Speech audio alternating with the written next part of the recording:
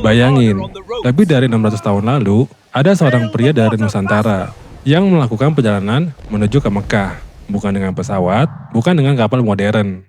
Bahkan saat itu, Indonesia sendiri belum ada. Perjalanannya memakan waktu berbulan-bulan, bahkan bisa bertahun-tahun. Ia harus melewati badai laut, penyakit, kelaparan, sampai ancaman bajak laut. Namun, yang membuat kisah ini semakin menarik, orang yang disebut sebagai jamaah haji pertama dari Nusantara itu ternyata bukan ulama besar, bukan juga seorang sultan, melainkan seorang bangsawan Sunda yang memilih meninggalkan kenyamanan istananya untuk berlayar menuju Tanah Suci. Siapa sebenarnya sosok ini? Benarkah dia orang Indonesia pertama yang pergi haji? Dan bagaimana mungkin orang Nusantara pada abad ke-14 bisa sampai ke Mekah?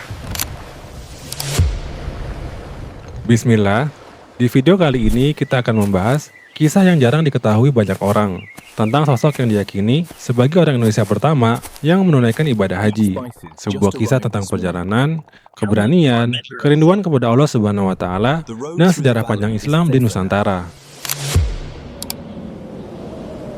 Kalau hari ini kita ingin berhaji, kita tinggal daftar travel, naik pesawat, lalu beberapa jam kemudian sampai di Arab Saudi. Namun coba bayangkan, kondisi 600 tahun lalu. Belum ada bandara, belum ada mesin pesawat, dan belum ada hotel. Bahkan, belum ada negara bernama Indonesia. Saat itu, Nusantara sendiri masih terdiri dari kerajaan-kerajaan. Perjalanan laut sangat berbahaya, sekali berangkat belum tentu bisa kembali. Dan Mekah adalah tempat yang terasa sangat jauh dan hampir mustahil dijangkau. Tetapi, meskipun demikian, semangat orang Nusantara untuk berhaji ternyata sudah sangat besar. Dan di tengah kondisi itulah, muncul nama seorang tokoh bernama Brata Legawa.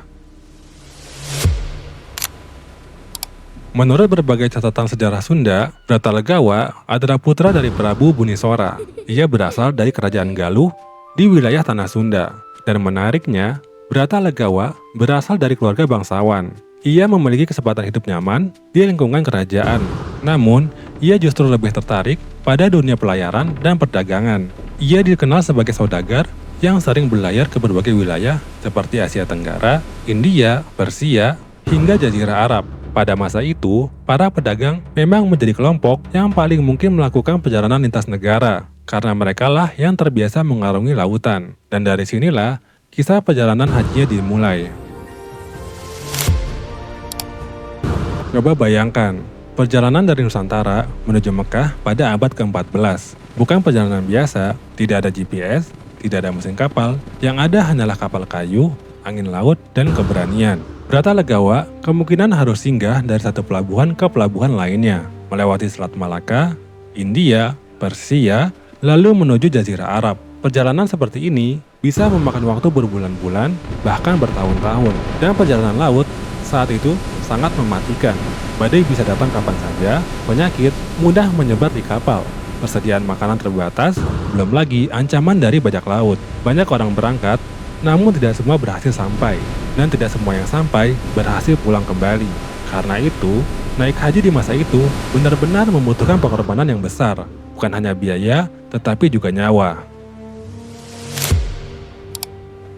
Namun, Brata Legawa disebut berhasil sampai ke Mekah. Ia menunaikan ibadah haji di Tanah Suci. Dan setelah pulang ke Tanah Sunda, ia dikenal dengan gelar Haji Purwa, yang kurang lebih berarti pelopor haji atau haji pertama. Bayangkan, di saat sebagian besar masyarakat Nusantara bahkan belum mengenal Mekah secara langsung, ada seseorang dari Tanah Sunda yang sudah sampai ke Ka'bah. Ia menunjukkan bahwa hubungan Nusantara dengan dunia Islam ternyata sudah sangat lama, jauh lebih lama daripada yang banyak orang bayangkan. Kisah Brata Legawa tercatat dalam beberapa naskah kuno Sunda, di antaranya Carita Parahyangan, Wangsakerta, dan Purwaka Caruban Nagari. Karena itulah, banyak pihak menyebut Brata Legawa sebagai pionir haji dari Nusantara. Namun, disinilah bagian menariknya. Ternyata, tidak semua sejarawan sepakat. Ada beberapa versi lain tentang siapa orang Nusantara pertama yang berhaji. Sebagian menyebut jemaah dari Aceh sudah pergi haji pada abad ke-16. Ada juga nama Pangeran Abdul Dohar dan beberapa catatan lainnya menyebut kemungkinan pelaut atau ulama Nusantara lain yang lebih dahulu sampai ke Mekah. Artinya, status orang Indonesia pertama yang pergi haji masih menjadi diskusi sejarah. Karena catatan sejarah Nusantara pada masa itu memang belum lengkap. Namun satu hal yang pasti, kisah ini menunjukkan bahwa semangat berhaji masyarakat Nusantara sudah ada sejak ratusan tahun lalu. Bahkan dalam sejarah, jemaah Nusantara pernah menjadi salah satu komunitas terbesar di Mekah. Menurut beberapa penelitian, pada awal abad ke-20, jemaah asal Nusantara mencapai puluhan persen dari jemaah asing di Mekah. Bahkan bahasa Melayu pernah menjadi bahasa yang cukup umum digunakan di sana. Banyak ulama Nusantara yang belajar di Mekah, tinggal bertahun-tahun, lalu pulang membawa ilmu Islam ke tanah air. Artinya, perjalanan haji bukan hanya perjalanan ibadah, tapi juga perjalanan ilmu dan peradaban. Kalau kita renungkan, orang-orang terdahulu rela meninggalkan keluarga, menghabiskan harta, mempertaruhkan nyawa, demi bisa sampai ke Baitullah. Sementara hari ini, perjalanan ke Tanah Suci jauh lebih mudah. Pesawat nyaman, hotel dekat dengan masjid, fasilitas lengkap, namun terkadang justru semangat kita tidak sebesar mereka. Mungkin yang membuat mereka kuat bukan karena fasilitas, tapi karena kerinduan kepada Allah Subhanahu wa taala, kerinduan melihat Ka'bah, dan kerinduan menyempurnakan rukun Islam.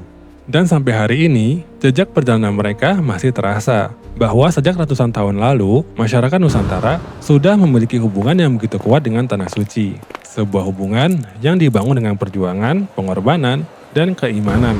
Semoga Allah Subhanahu wa taala memudahkan kita semua untuk menjadi tamunya di Baitullah. Dan semoga ketika panggilan itu datang, kita termasuk orang yang dimudahkan untuk memenuhinya.